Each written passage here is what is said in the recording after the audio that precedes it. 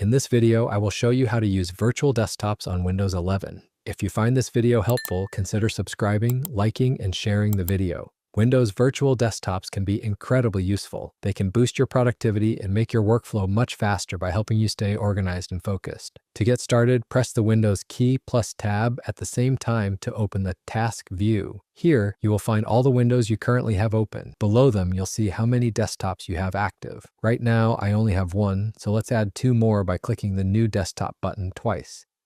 Now simply hover over your first desktop to see its windows. Then you can drag any window you want to another desktop to make your workflow much easier to manage. After you're done organizing your windows, click on the first desktop to return to it. Now to navigate between your desktops without opening Task View again, simply press and hold Control plus the Windows key and then use the right arrow key. This will instantly take you to the next virtual desktop. Press the right arrow again to go to the next one. If you want to go back, simply hold Control plus the Windows key again and use the left arrow key.